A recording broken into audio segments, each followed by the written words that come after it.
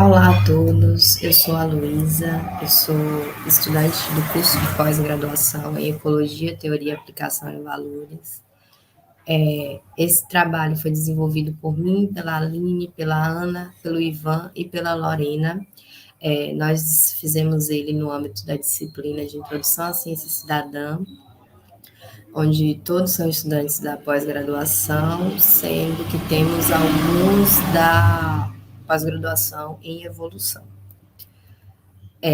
Então, nosso trabalho foi contribuições para o entendimento do comportamento de observadores de abelhas, usuários da plataforma iNaturalist no Brasil.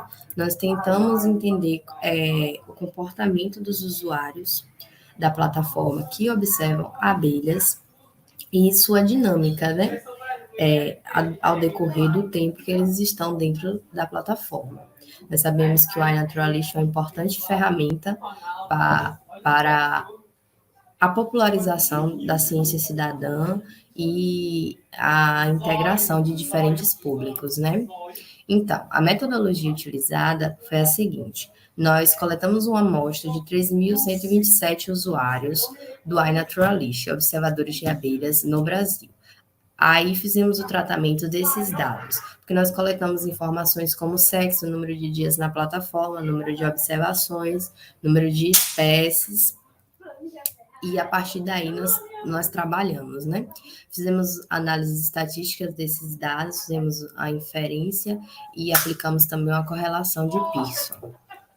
Então, os resultados obtidos foram os seguintes: que nós temos uma maioria de homens na plataforma, seguido de mulheres e, por fim, de não identificados, que foram perfis que nós não conseguimos classificar.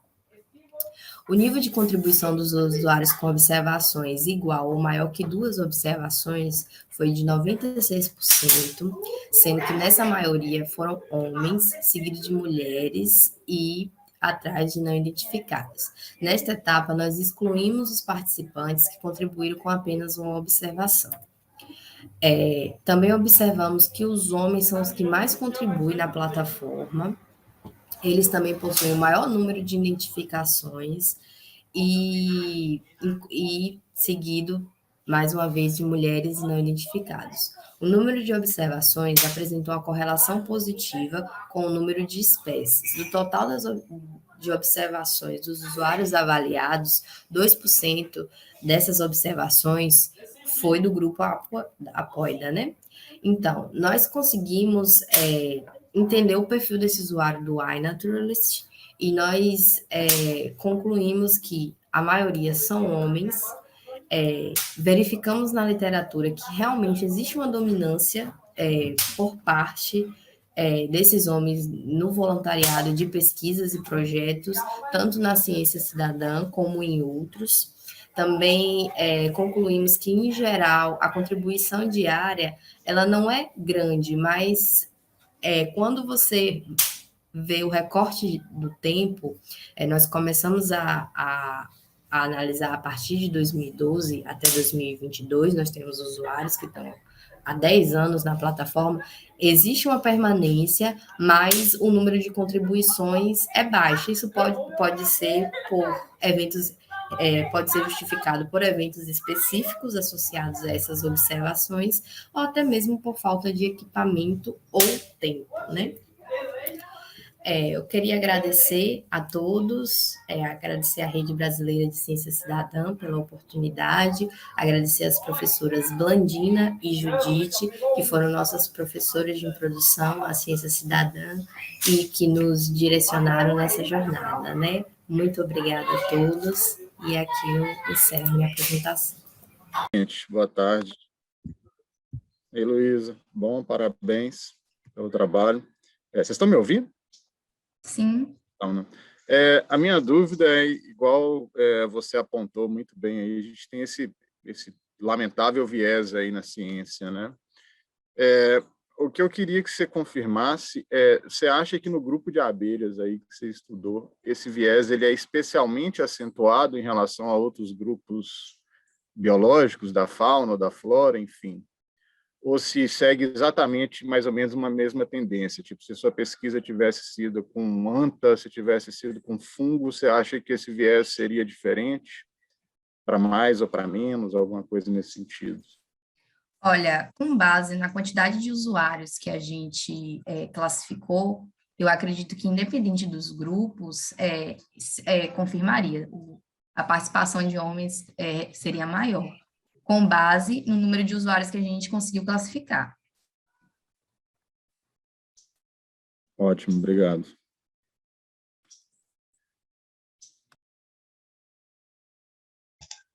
Mais alguma pergunta? Nós temos 1 minuto.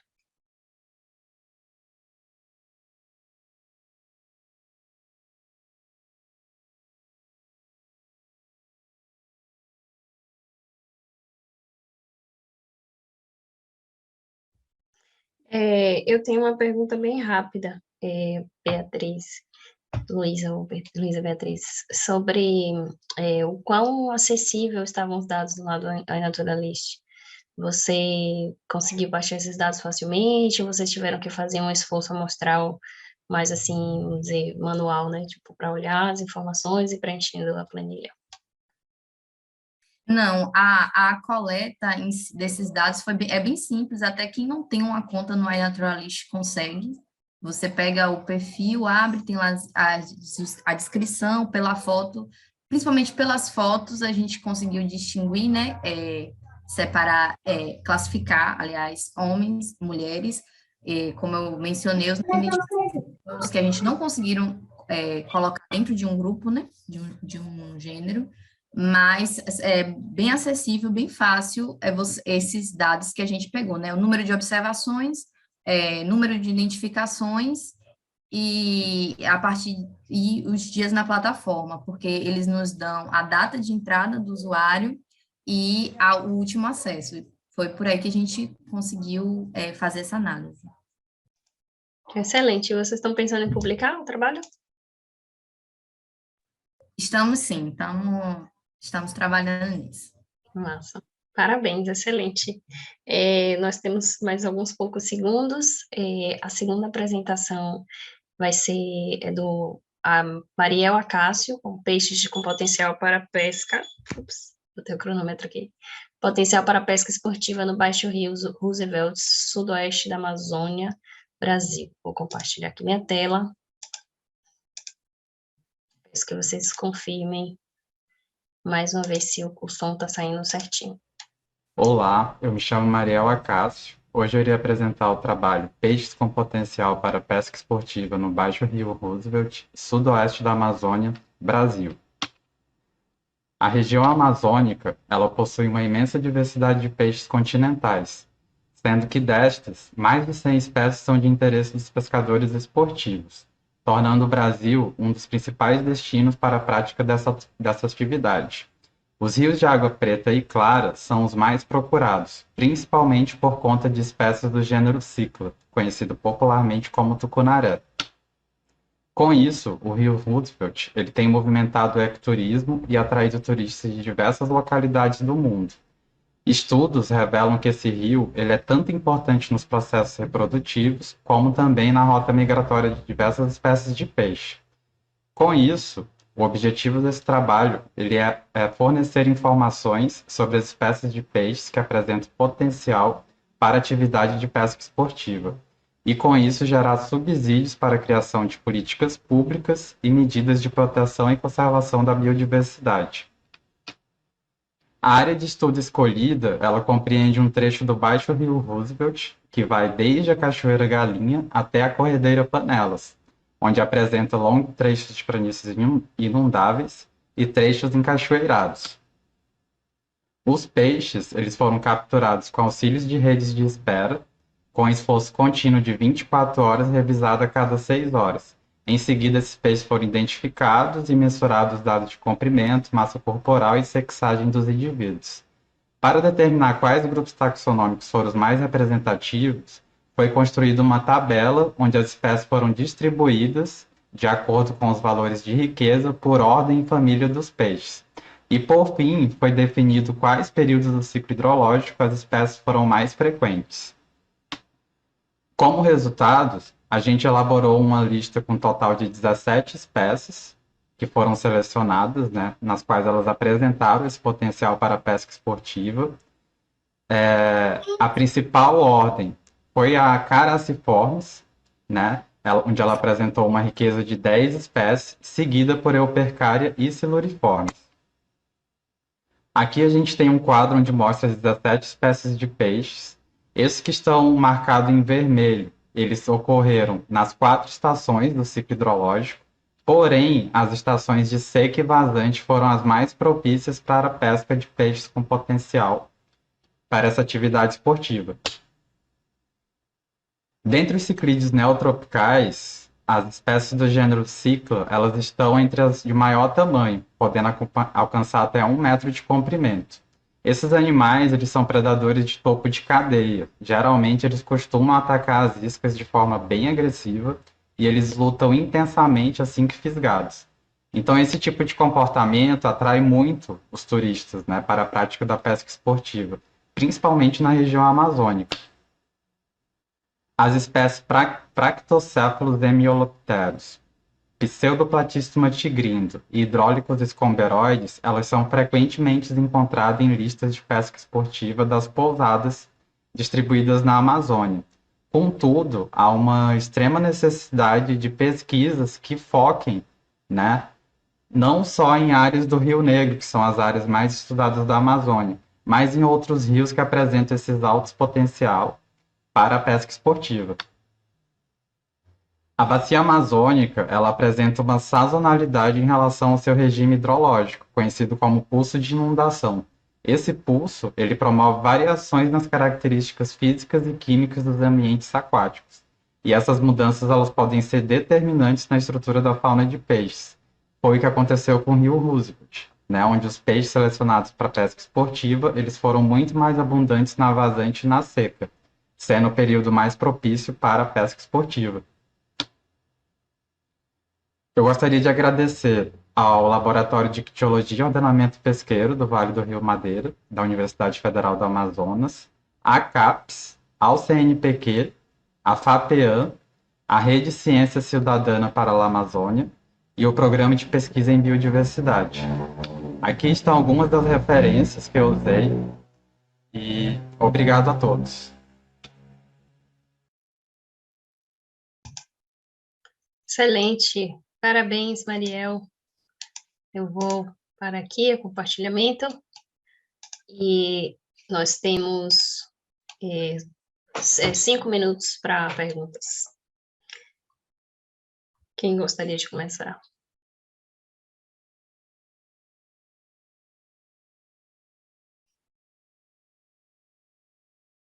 Alguém tem perguntas? Ou os autores do trabalho também, se quiserem acrescentar, fazer mais algum comentário.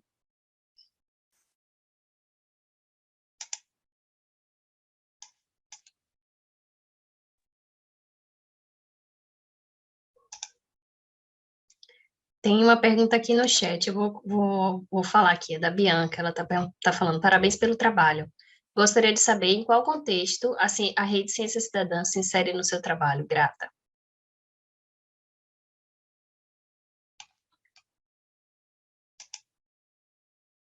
Mariel, a gente não está te ouvindo.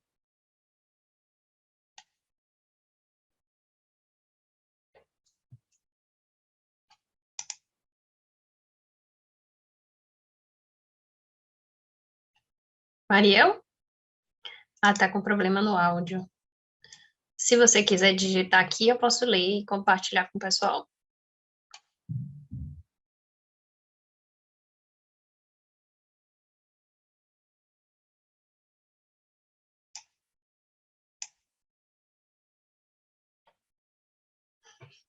Se alguém tiver mais perguntas também, já pode ir elaborando aí, ou se quiser colocar no chat também, eu estou aqui para compartilhar, para mediar também.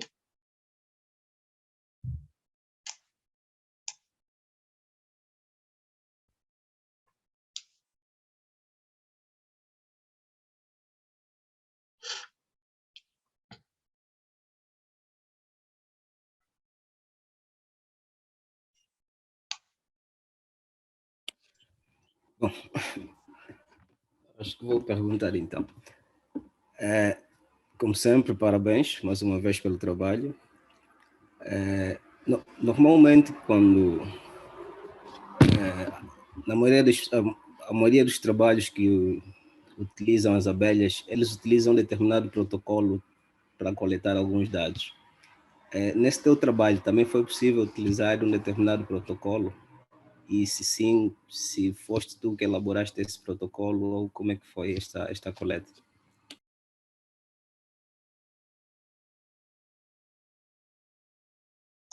Excelente pergunta. Enquanto o Mariel está escrevendo, respondendo a segunda pergunta, eu vou ler aqui a resposta dele, né? Só para recapitular, a Bianca falou, parabéns pelo trabalho. Eu gostaria de saber em qual contexto a Rede de Ciência Cidadã se insere no seu trabalho. E aí ele falou que a importância do trabalho é fornecer informações básicas para serem utilizadas por cientistas cidadãos com a finalidade de conservação das espécies e ações de educação ambiental.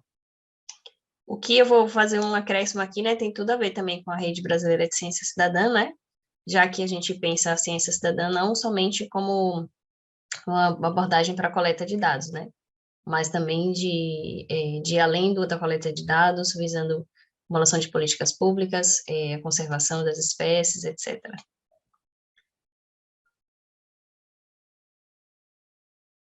A Bianca reformulou aqui, agradeço pela resposta. Minha pergunta é sobre em qual parte é aplicada a abordagem... Opa, sumiu. Aplicada a abordagem de ciência cidadã. É pelo uso do aplicativo Ictio? E o Mariel já respondeu aqui também sobre o protocolo, que foi a pergunta do Miguel, do Arcanjo Miguel. O protocolo foi baseado em listas de espécies disponíveis em pousadas que promovem pesca esportiva e trabalhos disponíveis na internet.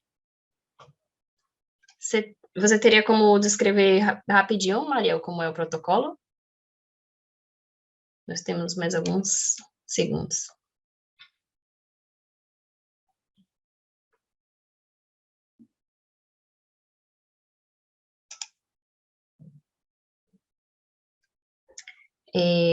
Vamos aguardar, então, ele responder aqui no chat. Fiquem à vontade, viu, gente, para fazer perguntas, para trazer contribuições para os trabalhos. Eu já vou me preparar aqui para colocar o próximo vídeo.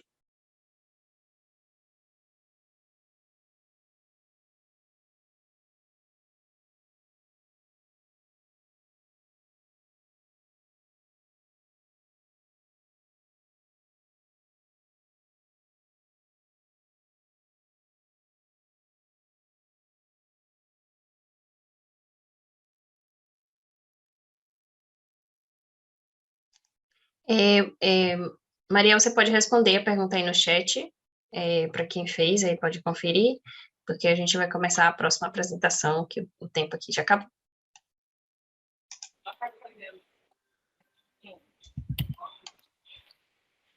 Muito boa noite, muito boa tarde, caros colegas, professores e os demais participantes.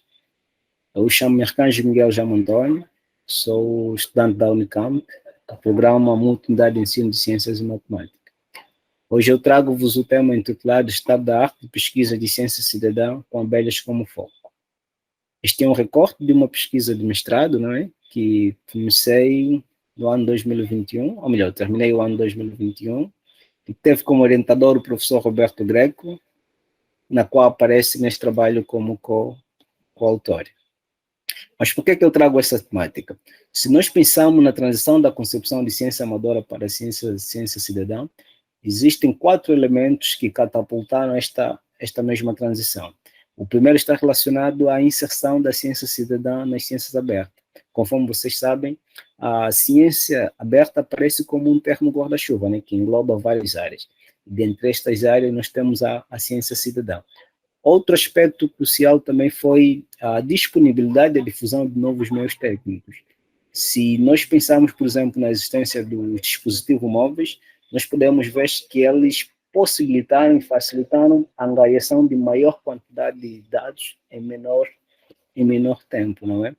Então, mas para o nosso objeto, nós vamos focar nesses itens, nesses dois últimos itens, que é a questão ligada à sustentabilidade e a questão da crise da representatividade. Então, para nós falarmos da questão da sustentabilidade, nós trazemos, sobretudo, as abelhas. E por que nós trazemos as abelhas? Por três aspectos primordiais, sobretudo no ponto de vista educativo, no ponto de vista da polinização das culturas e no ponto de vista econômico. Só para se ter uma ideia, no contexto da polinização das culturas, os 78,9% das culturas são polinizadas pelas abelhas. No restante, existem outros insetos que também são polinizadores, entretanto, a maior parte da polinização são feitas pelas abelhas. Então, isso demonstra a grande importância que tem esses insetos na manutenção do ecossistema terrestre, não é? Entretanto, apesar desta grande importância, nos últimos anos nós temos vindo a ver um declínio desta população das abelhas. E esse declínio é originado sobretudo pela má utilização dos agrotóxicos, né, que de certo modo declinam essas abelhas, e a perda de habitat natural destas mesmas abelhas, não é? Dessas mesmas abelhas. Outro aspecto crucial é a crise da representatividade. Se nós pensarmos, por exemplo, há 3 décadas atrás, nós podemos ver que os cientistas, eles escreviam para uma população também muito técnica, ou seja, indivíduos que também tinham um conhecimento que pudessem discernir aquilo que eles estavam a escrever, e deixavam de lado uma população que carecia desse conhecimento técnico e que não estava ligada às instituições. Então, à medida, com o aparecimento da ciência cidadã, ela pôde colmatar esta debilidade. Por quê? Porque ela permitiu a aproximação dos cientistas, daqueles indivíduos que não tinham conhecimento técnico, que não estavam vinculados a uma universidade, com os indivíduos que tinham esse conhecimento técnico vinculado a uma universidade. Então, ela permitiu essa aproximação. Então, à medida que teve essa aproximação, né? À medida que teve esta aproximação, começaram a surgir também um número elevado de pesquisas direcionadas a este tipo de público, né, que eram os cientistas cidadãos. Então, a partir disso, sobretudo, iniciando na década de 90, até os dias de hoje, o leque de volume de pesquisas que abordam a ciência cidadã tem vindo a crescer, sobretudo em termos de volume e ampliação de horizonte de pesquisa. Mas qual é o grande problema? O grande problema é que as pesquisas começaram a crescer, entretanto, os resultados não correspondiam a este tipo de crescimento. Para além disso, não se sabia em que direção estava a tomar estas mesmas pesquisas que utilizavam esse tipo de população. Então, para isso, existe a necessidade de fazer um recompilar, não é? Para organizar, saber quais são os principais autores, em que caminho estão a direcionar esse tipo de pesquisa, quais são as principais instituições, os países e por aí fora. Então, para isso, nós trazemos o estado da arte. Então, qual é o problema que nós optamos nesse trabalho? Então, o nosso problema é o que nos dizem as pesquisas de ciência cidadã com abelhas como foco. Para resolver esse problema, nós temos como objetivo analisar as principais características e tendências das pesquisas de ciência cidadã com abelhas como foco, distribuídas em dissertações, teses, artigos e livros publicados no período que compreendem os anos 1994 a 2019.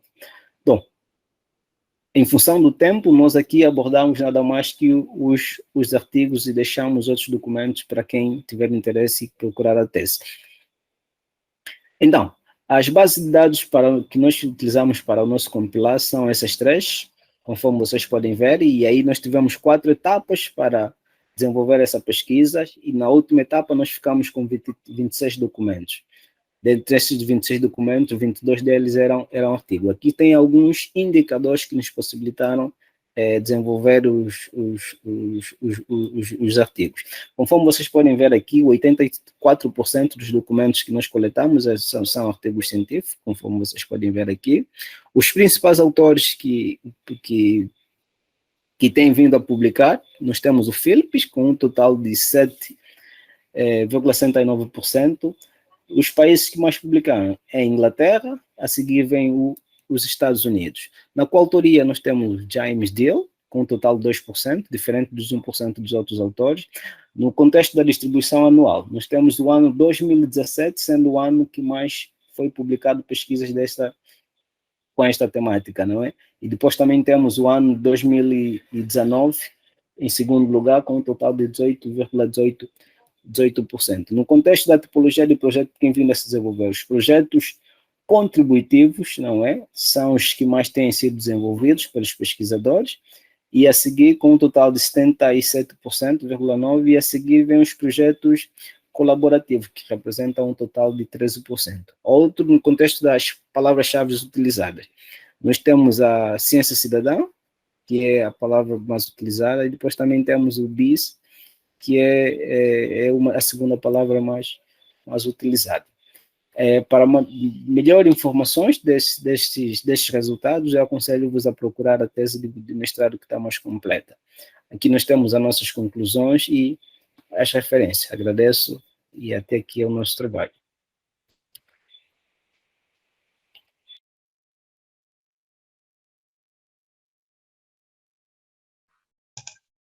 Muito obrigada, Arcanjo Miguel, pela sua apresentação. Nós temos 3 minutinhos para perguntas. Quem quiser fazer perguntas, fique à vontade.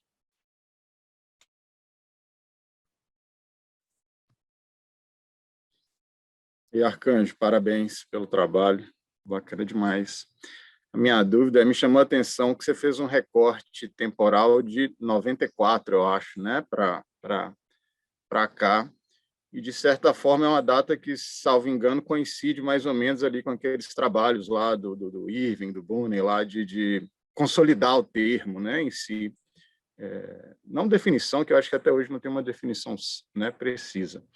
O que eu queria saber em 94, eu imagino que a literatura devia ser muito mais confusa no sentido de alguns trabalhos serem de ciência cidadã, mas ainda não usarem esse termo, ciência cidadã, e alguns já usarem ciência cidadã sem estar fazendo ciência cidadã. Enfim, eu queria saber se isso representou algum problema, alguma limitação, alguma dificuldade na sua busca, e como você teria lidado com isso, se é que isso existiu também. Bom,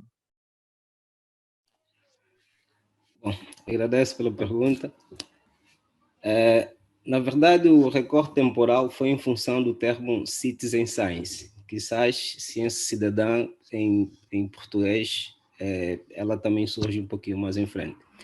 Mas, obviamente, o termo não se utilizava tal como se utiliza nos dias de hoje, mas o foco ali era mesmo perceber como é que está aí o contexto histórico de como têm sido feitas as pesquisas de ciência cidadã. Então, era importante pegar também este leque dessas pesquisas que a terminologia de ciência cidadã ainda era confusa, e chegar até no ano 2019 para saber o recorte temporal de como é que tem sido evolucionada estas mesmas pesquisas. Os recortes de cada artigo, para se ter uma ideia de quais são os termos que se utilizavam, na tese está bem delimitada cada recorte, e aí vocês poderão ver em que ano, como é que se utilizava a ciência cidadã. Mas, obviamente, é sempre um problema olhar e ler um artigo, você interpretar se está a falar mesmo de ciência cidadã ou não, mas o foco é que, se existisse a palavra-chave de citizen science e que o objetivo do autor estava relacionado a esta nova teoria, que eu agora chamo de nova teoria porque temos a tendência de apartá-la da ciência tradicional. O objetivo, se fosse direcionado à ciência cidadã, nós colocávamos esse documento como parte do corpo da nossa pesquisa.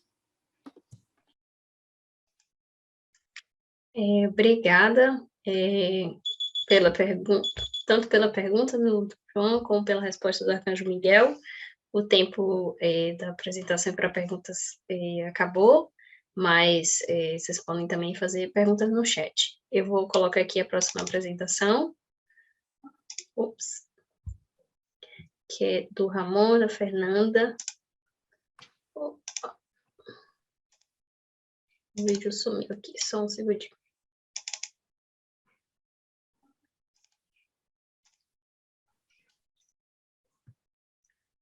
Compartilhar a tela.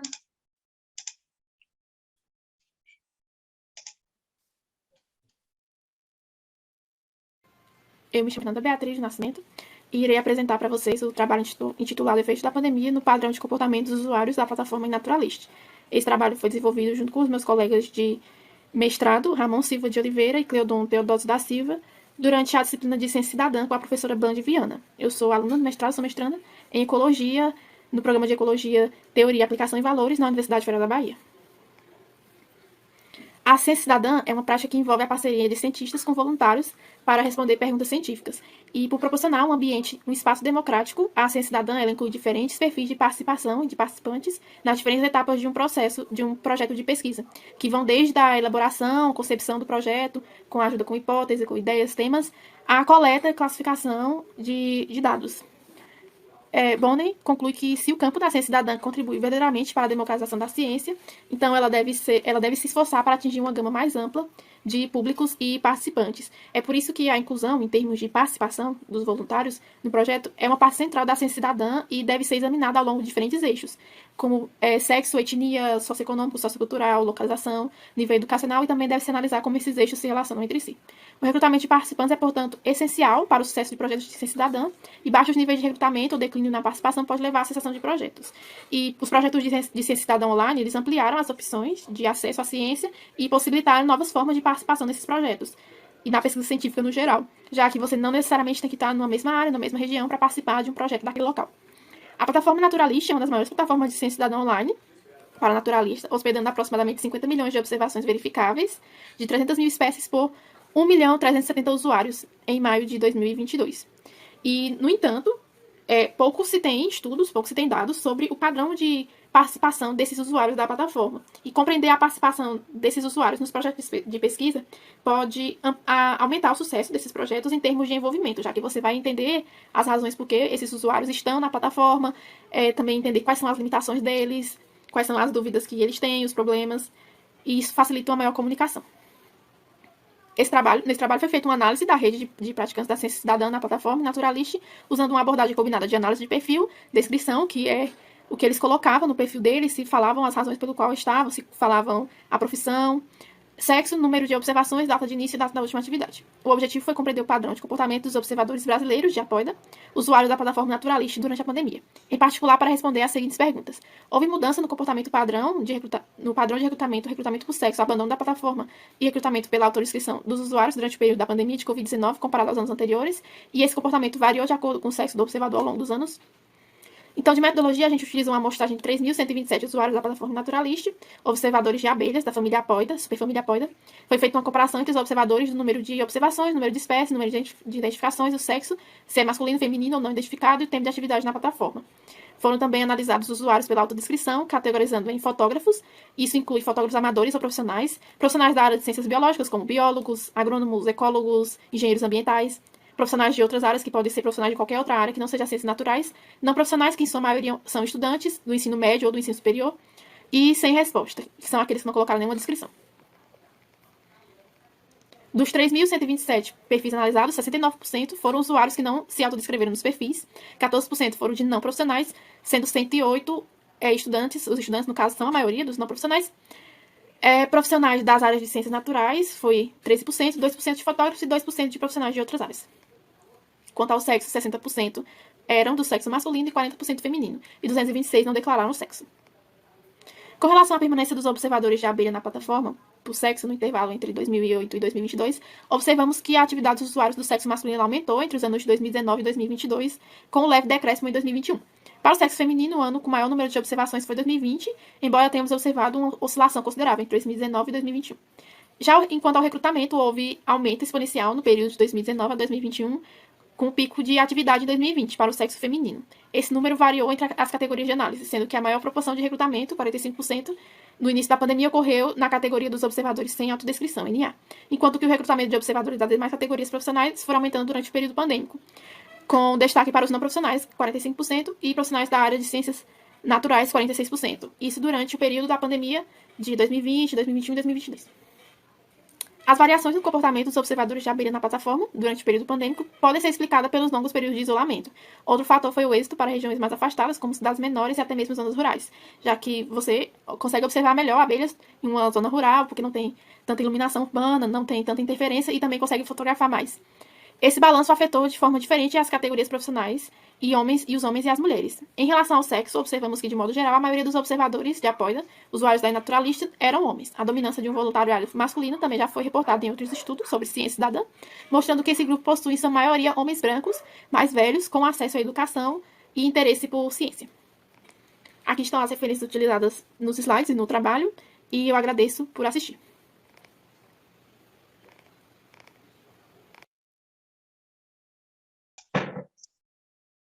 Excelente, mas uma apresentação muito boa. Também estão abertas agora. Obrigada, Fernanda, pela sua apresentação. Nós temos 4 minutos e meio para perguntas.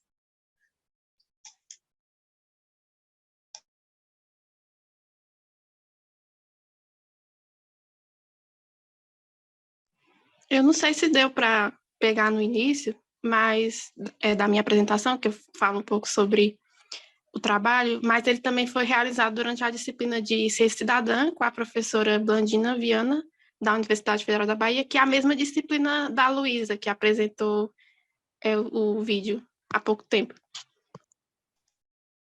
Excelente. E a Thaís levantou a mão. Thaís, fica à vontade. Oi, primeiro agradecer a Fernanda, né, e a outra moça que também fez a disciplina. Gostei muito do trabalho de vocês, achei muito interessante, vou querer dar uma olhada melhor, inclusive com mais detalhes. Uma das coisas que eu não peguei mesmo foi essa sua, você fez apenas com brasileiros, não foi? Tipo, lá dentro do iNaturalist, dentro lá dos cadastros das pessoas. E aí, a outra coisa que eu gostaria de perguntar, você acha que a questão que é justamente como eu imagino que seja uma das motivações, que é uma das motivações de você justamente investigar gênero na questão de uso de plataformas, é a questão desigual de distribuição de tarefas, e isso, mas na pandemia isso pode ter sido, até onde se sabe, foi muito exacerbado. Você acredita que isso influencia a participação? Como é que você acha que se dá essa relação por exemplo, da questão de gênero, por exemplo, no momento de tarefas de casa, com a manutenção da família, coisa, com realmente essa questão de você ter um tempo para você pegar e bater foto no iNaturalist, por exemplo, qualquer outro aplicativo de ciência cidadã, né? Pensando mais no que você estudou mesmo. Eu agradeço a pergunta, Thaís, sobre a relação do gênero, como você falou, questões domésticas. Tem algumas pesquisas, a gente não tem pesquisas suficientes ainda. Eu e a Luísa e os demais alunos que foram citados nesses trabalhos que a gente fez com a disciplina, a gente está estamos fazendo um artigo, e aí estamos procurando mais pesquisas para dar mais embasamento às nossas perguntas. Mas tem algumas pesquisas recentes que mostram, né, que as mulheres da ciência, além de os trabalhos acadêmicos, ter que cuidar da parte da carreira, uma boa parte delas também tem que cuidar da casa, diferente, geralmente, da questão masculina, que o homem ele consegue focar mais 100% apenas na carreira, e enquanto a mulher cientista, ela, além da carreira, tem os problemas acadêmicos, né, ter que cuidar dos trabalhos, estudar, ela ainda também tem que, por exemplo, a mulher que tem filhos, geralmente é ela quem olha também os filhos, as tarefas domésticas também, geralmente é a mulher que faz tarefas domésticas, inclusive já vi reportagens sobre isso, falando que é a jornada dupla da mulher, né, que além do trabalho, ela ainda tem o trabalho doméstico, ela tem o trabalho fora de casa, a sua carreira e o trabalho doméstico. Enquanto, na maioria das vezes, o homem, ele consegue focar mais apenas na carreira dele e não tem tanta essa preocupação com, por exemplo, tá olhando os filhos, tá fazendo as atividades domésticas. E a primeira pergunta que você fez era sobre os pesquisadores brasileiros, né? Se eram apenas pesquisadores brasileiros. Sim, fizemos esse recorte apenas com brasileiros e que estavam observando apenas o gênero apoida.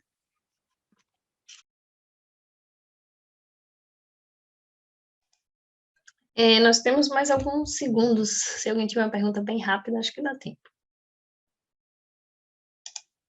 Blandy comentou aqui, parabéns, Fernanda. Ela botou aqui, é legal contar que os trabalhos encabeçados por Fernanda e Luísa foram mesclados em uma única publicação que está em fase de redação. Excelente, acho que vai dar um trabalho bem robusto.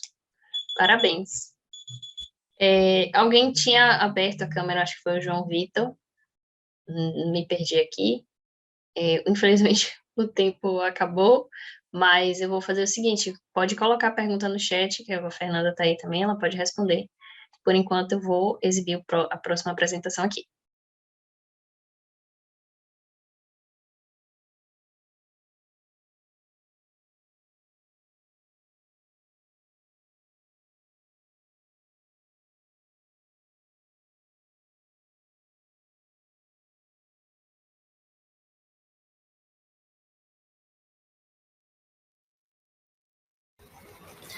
Olá, pessoal. Meu nome é Natália.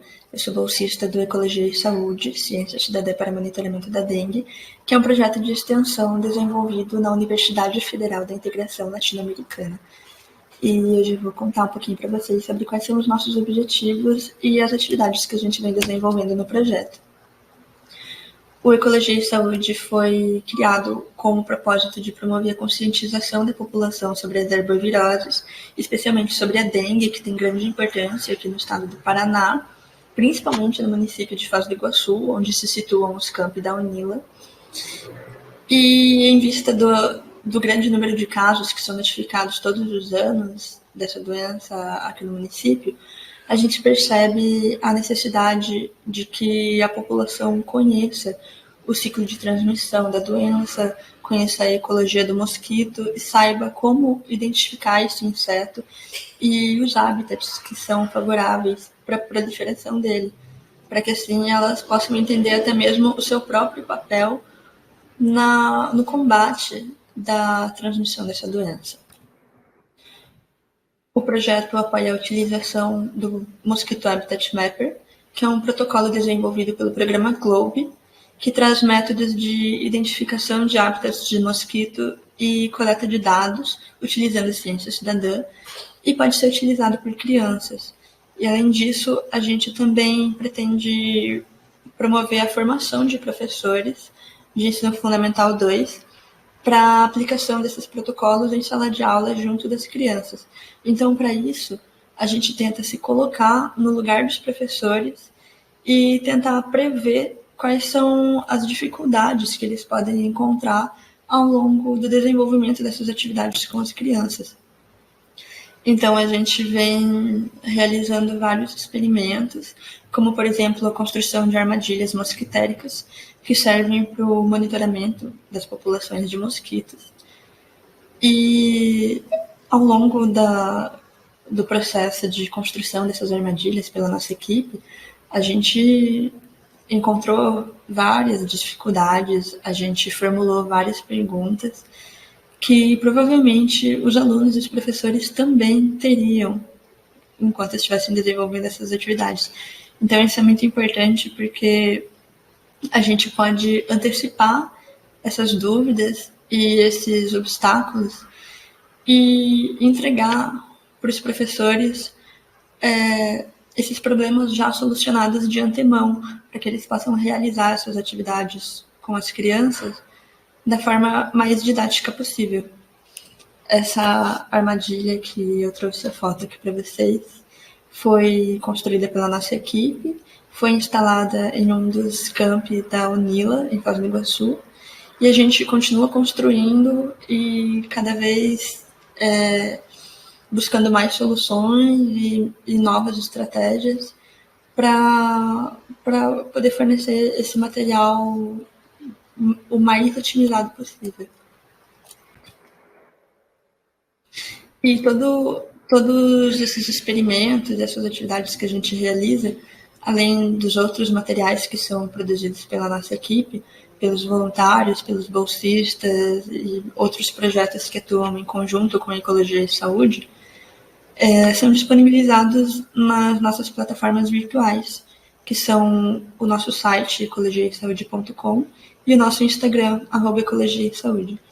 Essas plataformas foram criadas durante o período de pandemia da Covid-19, quando não era possível realizar as atividades que a gente pretendia presencialmente com os alunos e os professores.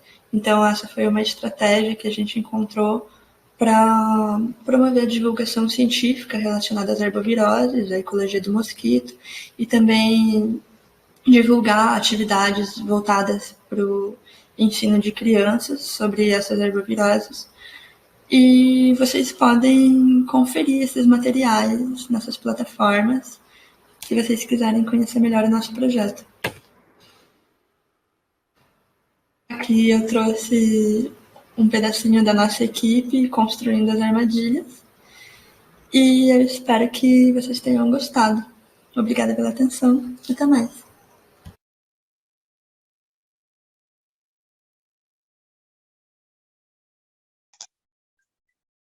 Excelente, excelente. Nós temos um pouco mais de 5 minutos para perguntas. Obrigada, Natália, pela apresentação. Muito bonita. Alguém tem perguntas para a Natália? Eu já tenho uma pergunta aqui, mas eu quero dar espaço para outras pessoas.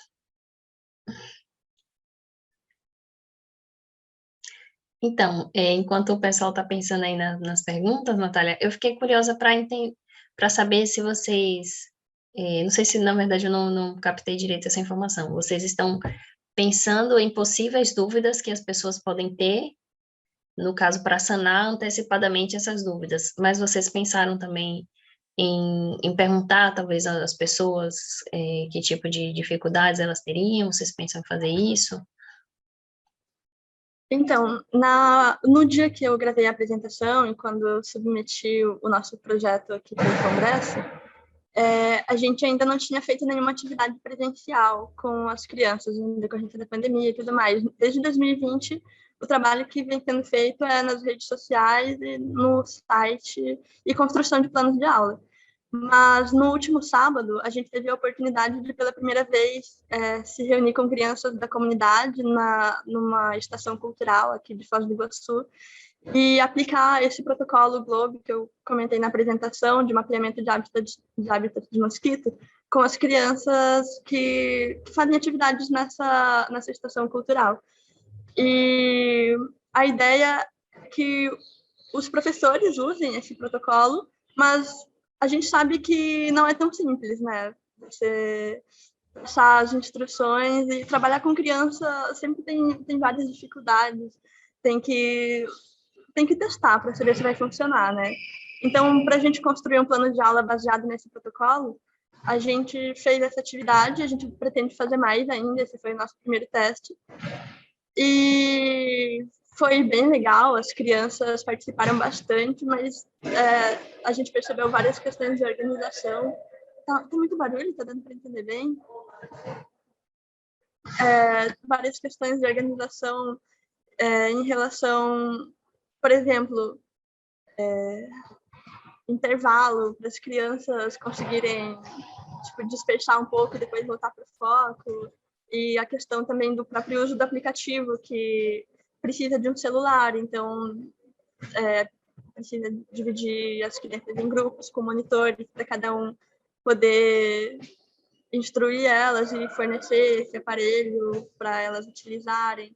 E a ideia também é que elas possam usar em casa, né, com os pais delas, possam contar para os outros amigos. E a gente fala que as crianças são divulgadores científicos naturais, né, porque elas gostam de contar as coisas que elas aprendem, elas também têm muitas curiosidades, elas sempre fazem comentários muito interessantes. Então, por isso que o foco do projeto são as crianças, para que elas sejam as cientistas cidadãs. Mas na questão de abrir espaço para que as pessoas perguntem, para a gente antecipar as dúvidas delas, isso a gente faz muito também por meio da rede social.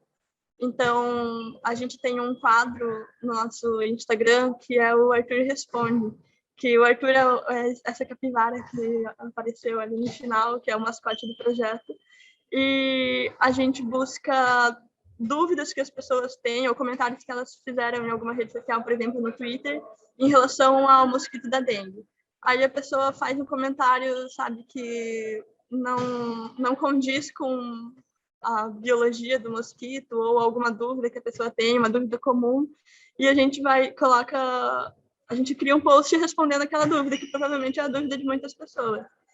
E elas também têm esse espaço para retornarem para a gente, tipo, elas consomem o conteúdo da nossa rede social e elas têm espaço para devolverem as dúvidas delas.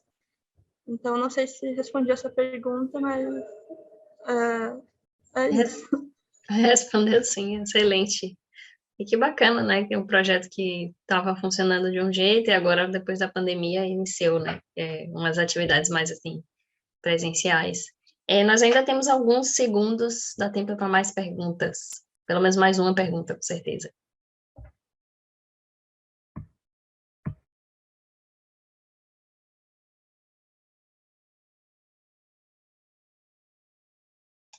Alguém?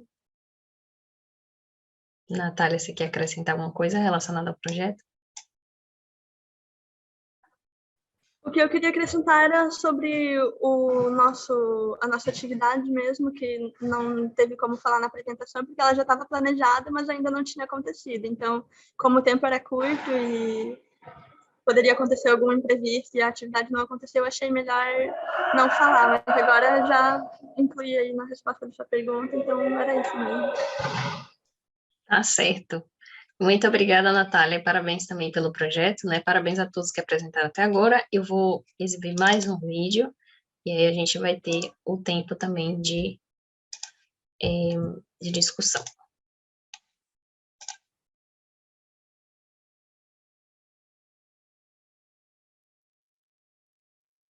Olá, pessoal. Nós somos do projeto Cantoria de Quintal. Iremos hoje apresentar para vocês o trabalho intitulado A Vocalização do Sapinho de Chifre, Proceratophis paviote, combinando ciência cidadã, bioacústica, taxonomia e conservação.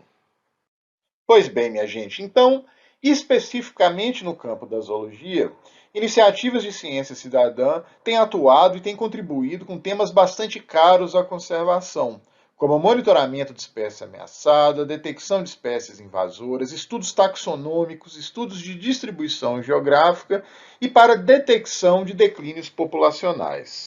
E apesar de ainda não ser muito comum, em casos de organismos cantantes, vocalizantes, tem sido crescente aí o número de iniciativas voltadas ao recebimento de registros sonoros de arquivos de áudio dessas espécies. Inspirados por esse contexto, a gente criou o projeto Cantoria de Quintal. E nele a gente tem encorajado cidadãos, principalmente aqueles que habitam em torno de unidades de conservação, a enviarem áudios, arquivos sonoros através do aplicativo WhatsApp, contendo gravação de populações de comunidades de anfíbios que habitam em seus quintais ou em torno de suas residências no município de Santa Teresa, na região central serrana do Espírito Santo. Porém, entretanto, todavia, nem sempre é uma tarefa fácil identificar uma espécie a partir do seu canto, sobretudo naquelas espécies que são consideradas raras ou pouco conhecidas, como é justamente o caso aqui do nosso sapinho de chifres, que é considerado DD, ou seja, deficiente em dados pela IUCN. Sabe-se pouquíssimo sobre a sua vocalização, e isso limita bastante o uso da ferramenta bioacústica para a identificação dessa espécie.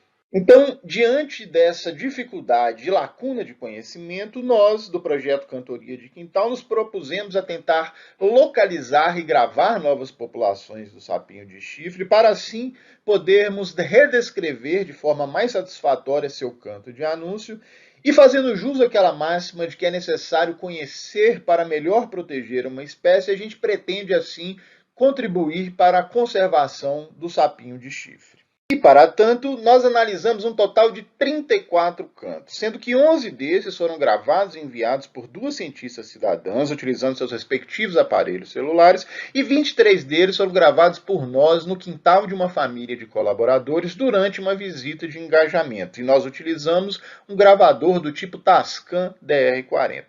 Todas as análises foram realizadas utilizando o software Raven Pro e a gente analisou parâmetros bioacústicos relacionados à estrutura do canto, como, por exemplo, o número de subunidades que esse canto possui, ou seja, o número de pulsos, aspectos temporais, como a duração desse canto e a duração dessas subunidades, e aspectos espectrais, como frequência dominante, frequência mínima e frequência máxima. Pois bem, e é interessante a gente notar que nossos resultados possuem uma grande relevância taxonômica, já que, a partir deles, é possível diferenciar o canto do Proceratops paviote de outras 24 espécies de Proceratops, ou seja, trata-se de uma ferramenta bastante útil para a identificação e comparação de espécies. Nosso estudo traz também 3 novos pontos de ocorrência de sapinhos de chifre. 2 em áreas periurbanas, está aqui a cidade de Santa Teresa, e 1 em zona rural, aqui esse ponto branco. Interessante notar a proximidade dos nossos registros à Estação Biológica de Santa Lúcia, aqui em azul, que é a localidade tipo de onde essa espécie foi originalmente descrita. E se a gente pensar na perspectiva da conservação, nosso trabalho é especialmente relevante por tratar-se de uma espécie DD, ou seja, deficiente em dados. Apesar de boa parte das espécies DD serem consideradas ameaçadas, esse aparentemente não é o caso de Proceratops paviote, já que há registros dessa espécie em áreas protegidas, comunidades de conservação, se reproduzindo em zonas rurais, em áreas urbanas, enfim, tudo isso denota uma elevada plasticidade dessa espécie em relação a ambientes alterados, reduzindo substancialmente a chance de ser uma espécie ameaçada. E por fim, esse trabalho corrobora que essa combinação entre ciência cidadã, bioacústica e taxonomia pode representar uma valiosa ferramenta para otimizar estratégias de conservação como um todo. Por fim, gostaríamos de agradecer especialmente a todas e todos os cientistas cidadãos que colaboram ou colaboraram com o nosso projeto.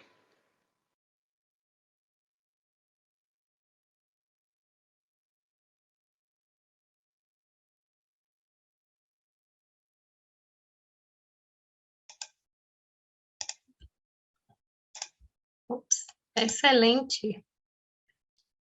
Parabéns à equipe do projeto. João Vitor já está aqui a postos. Nós temos 5 minutos para perguntas.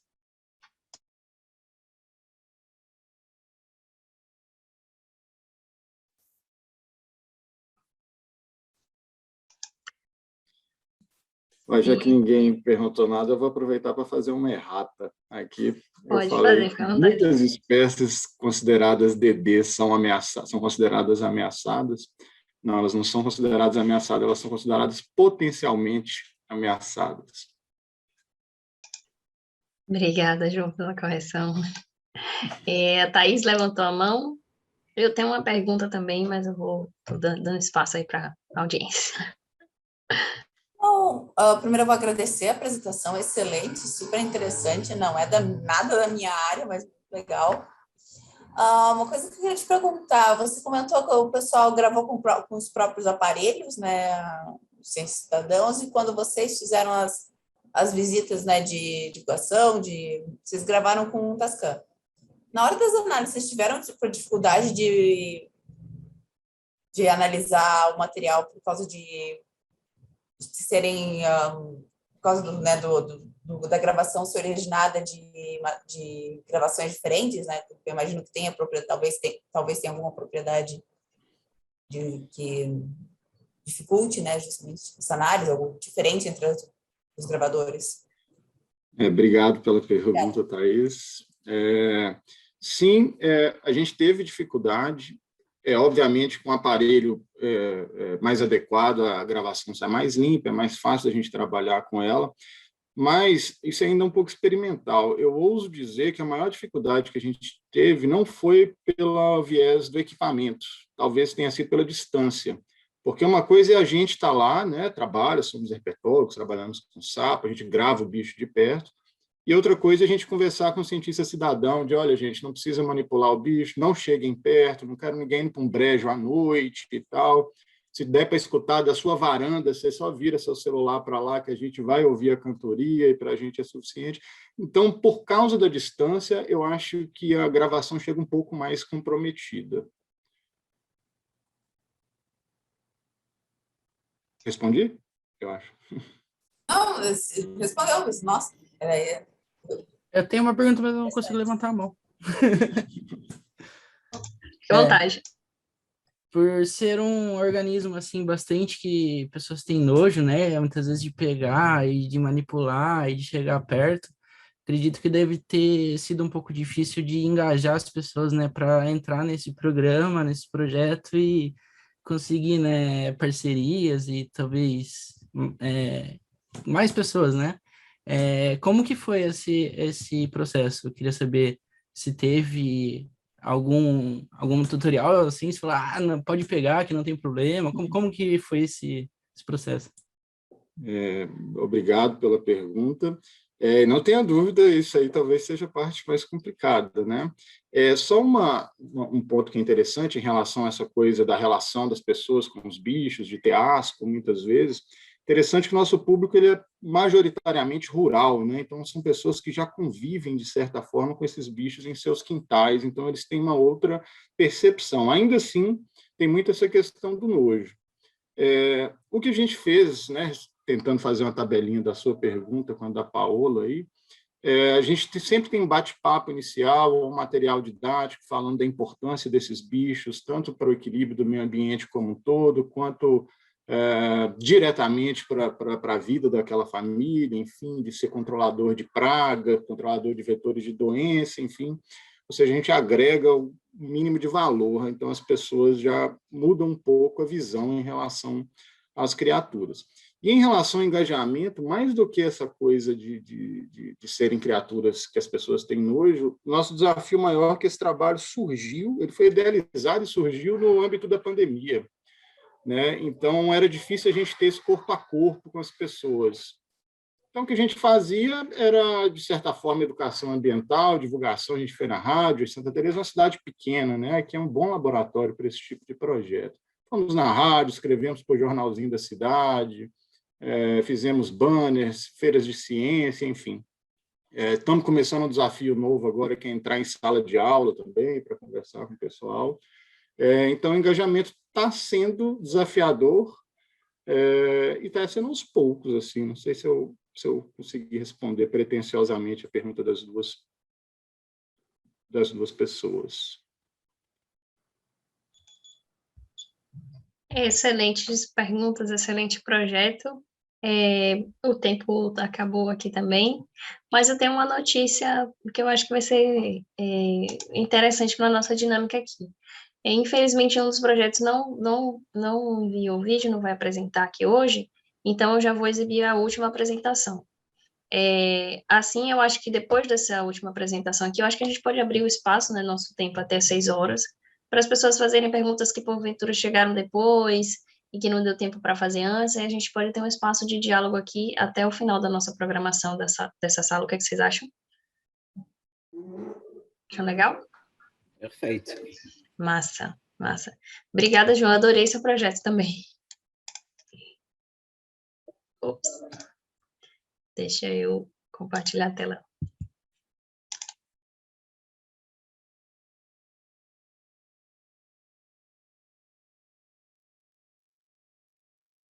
Olá, meu nome é Mahatma Titon, sou mestrando do curso de pós-graduação em Biologia de Fungos, Algas e Plantas da Universidade Federal de Santa Catarina. Vou apresentar um pouco do nosso primeiro projeto envolvendo ciência cidadã e macrofungos, intitulado de Construindo Redes entre Pessoas e Biodiversidade, resultados do primeiro programa de ciência cidadã com macrofungos do Brasil. Durante as saídas de campo e as coletas de fungos, nós, como cientistas, fomos percebendo que a população local é participativa e que gostariam de aprender e colaborar mais.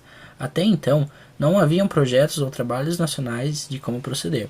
E com o início do meu mestrado, em 2020, analisamos as novas tendências e iniciamos o desenvolvimento de um programa de ciência cidadã, em paralelo a um projeto de fungos com escopo maior.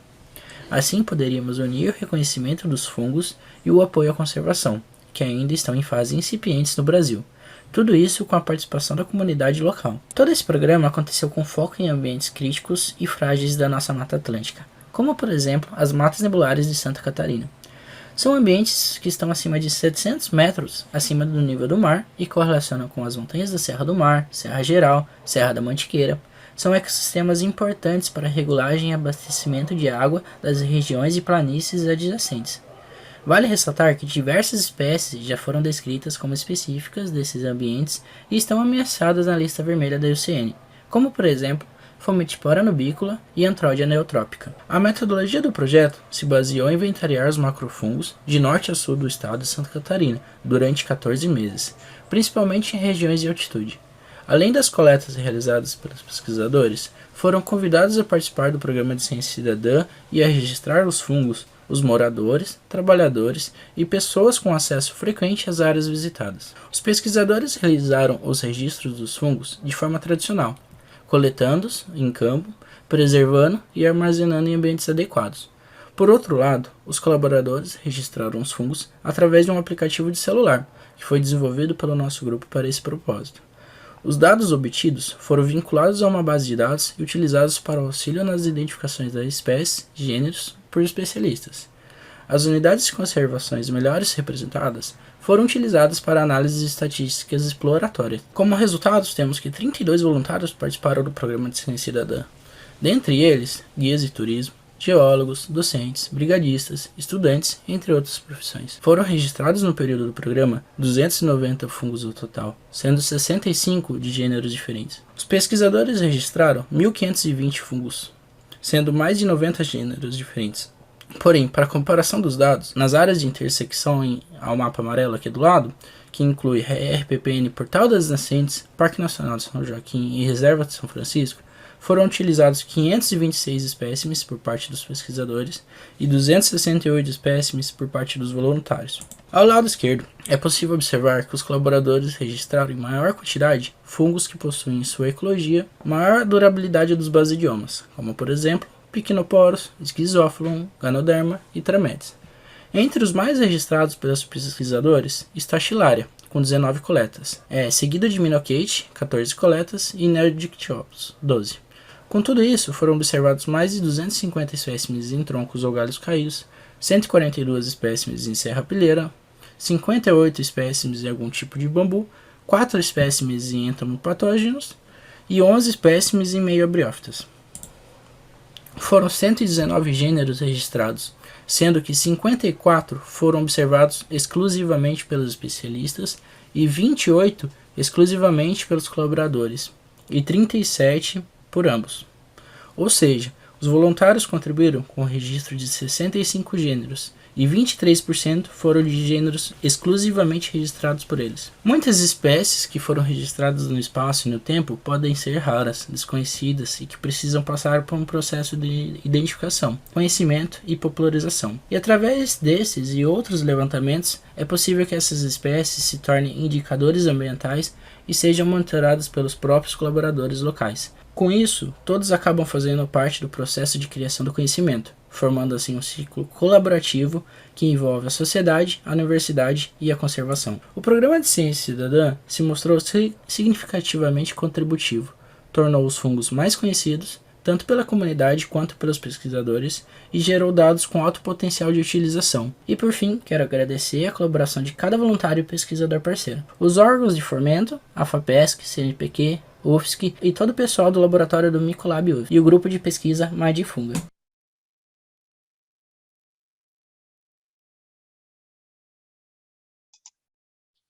Excelente, mais um projeto muito bonito, interessante. Cadê ele? Mahatma, né? Sim. Vamos lá. Temos 5 minutos para perguntas, mas como estamos aí com um projeto a menos, né? Eu acho que a gente pode expandir para outras perguntas aqui. Aí agora eu vou fazer o seguinte, eu vou deixar os 5 minutos, como cada projeto teve o tempo total de 10 minutos para você, e depois a gente abre para perguntas gerais. Quem tiver perguntas para uma Mahatma, fique à vontade, o microfone está aberto.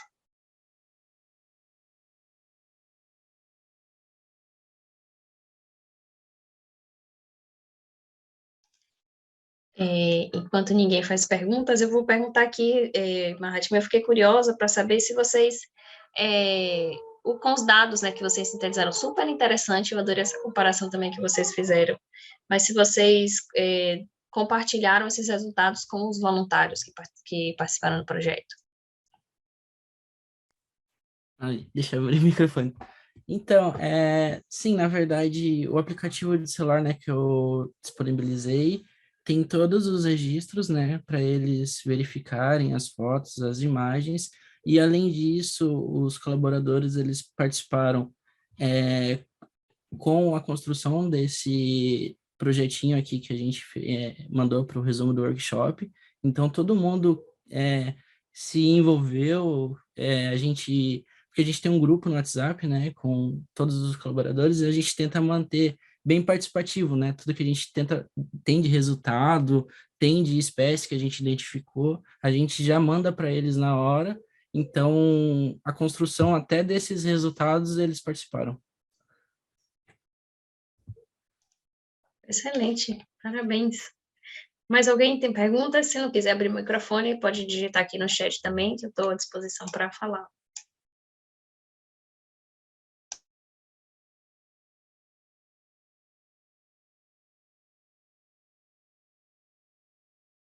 Eu tenho uma pergunta para geral, acho.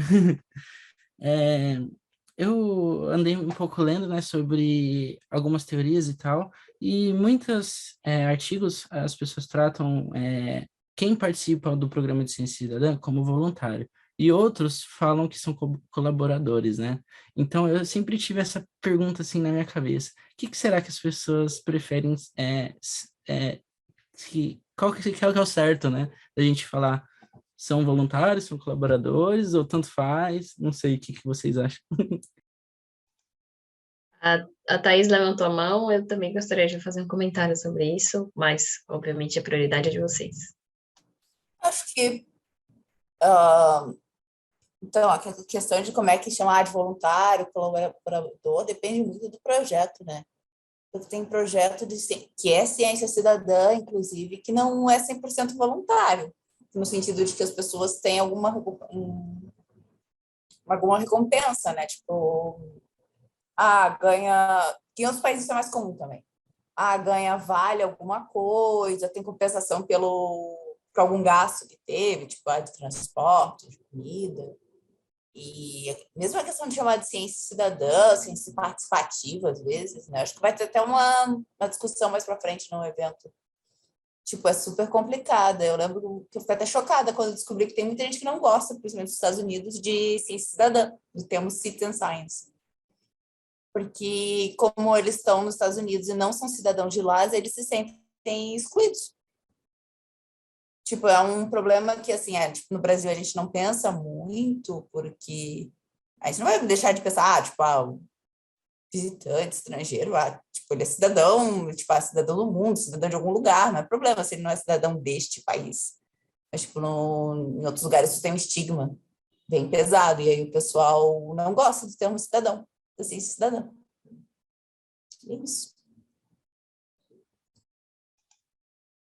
Exato, excelente resposta. Acho que Thais contemplou bastante um pouco também do que eu penso sobre essa discussão. Mas eu acho que tem um outro termo também que é amadores, né? E isso também vai depender dos grupos. Eu pensei em amadores porque tem um projeto de monitoramento de fungos no Reino Unido que é assim, tem mais de 20 mil pessoas envolvidas, que são amadores, são pessoas assim apaixonadas por fungos, e que eles escrevem livros, eles monitoram, eles fazem pesquisa independente, e eles se autodenominam amadores, então ainda tem esse outro lado, né? Eu acho que talvez, a depender do caso, perguntar às pessoas que estão participando como é que elas gostam de ser chamadas. Às vezes é o melhor caminho, mas é bastante complicado mesmo. Depende muito de como cada projeto vai construindo a relação, de como é que as pessoas se sentem confortáveis com isso. E, de fato, essa discussão sobre ser cidadão ou não, para a gente não tem... Na verdade, tem, que a gente, é uma discussão muito omissa para a gente, né? Sobre outras pessoas que não são cidadãos brasileiros vivendo aqui.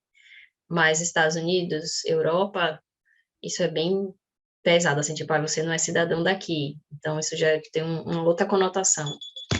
Ups, o tempo que acabou. Em relação às discussões, assim, para o trabalho do Mahatma, claro, o microfone está aberto, podem fazer perguntas também para o projeto dele ou para os outros projetos, a gente tem mais 10 minutos, que o nosso momento aqui acaba às 18 horas. a nossa sessão. Bom, pessoal, eu tenho sim uma pergunta.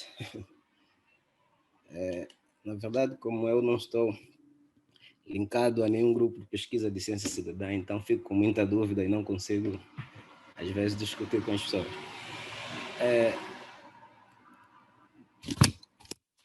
Primeiro, pensar no sentido de que olhar a ciência cidadã como uma nova epistemologia diferente da ciência tradicional que se tem feito.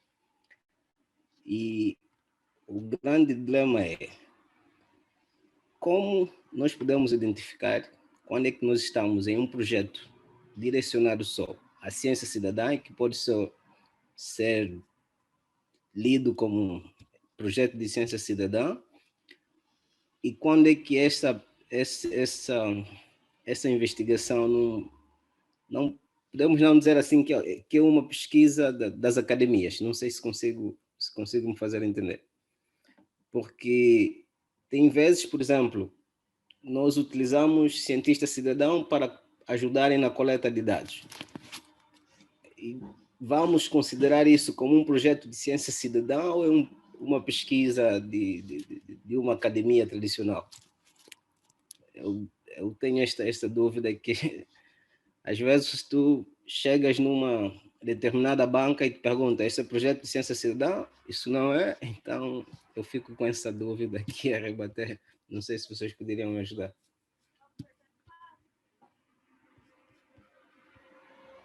Alguém quer falar sobre essa discussão? É uma pergunta super interessante. A Blandy está aí, quer falar, Blandy? O Bem Mahatma abre o filosófica, microfone. né? Mahatma, você quer comentar, por favor? Não, mas é mesmo bem complexa, porque você às vezes lê tantos artigos e não consegues assim ter uma resposta superficial. Na verdade, eu me encontro assim, igual você, Miguel. Menos mal que não sou o único. Blandy, você quer falar? Eu perdi um pouco de qual é a dúvida objetiva do arcanjo. Na verdade, é tentar colocar se um determinado projeto, nós podemos classificá-lo como um projeto de ciência cidadã ou é um projeto ligado a uma academia que está sendo feito por um cientista profissional e que coloca os cientistas cidadãos apenas como elementos a coletarem os dados, ajudarem na coleta de dados. Então, o meu receio é, se tu desenvolves um determinado projeto e depois te dizem, não, isto não é um projeto de ciência cidadã, como identificar que é um projeto de ciência cidadã ou é uma pesquisa ligada a uma academia? Porque eu acho que a ideia é olhar a ciência cidadã como uma nova epistemologia, não que saia, por exemplo, daquilo que é as pesquisas tradicionais. Não sei se esta é mais ou menos essa dúvida que eu tenho aqui. Não é uma resposta simples, arcanjo.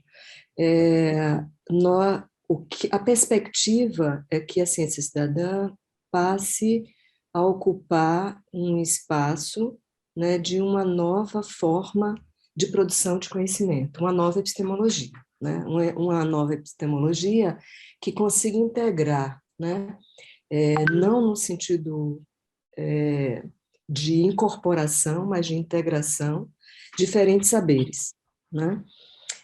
Por enquanto, isso é o ideal, isso é o que a gente quer, né? Uma coisa é o que está sendo construído, uma coisa é o que está sendo colocado nesse momento.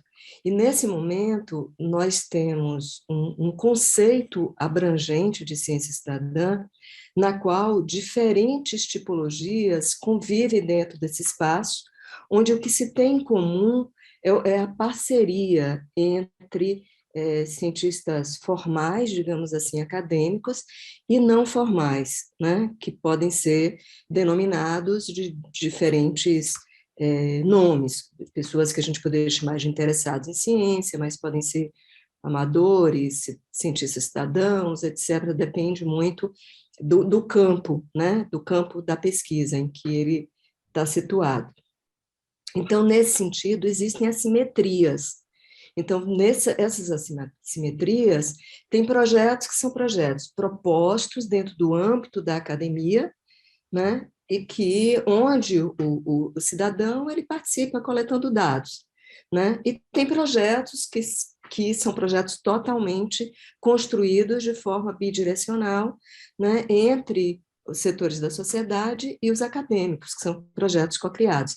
Mas existe uma gama de possibilidades dentro, né, dentre essas tipologias, com nomenclaturas diferentes, com proposições diferentes, com reflexões sobre, né, mas, por enquanto, não existe um juízo de valor, né, nesse sentido.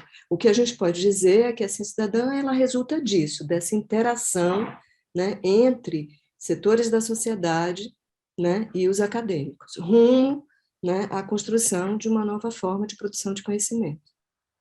Não sei se satisfaz um pouco, mas nesse sentido a gente não exclui nada, a gente inclui, né? Que eu acho que a gente está no processo inicial de incluir as coisas, não de excluir.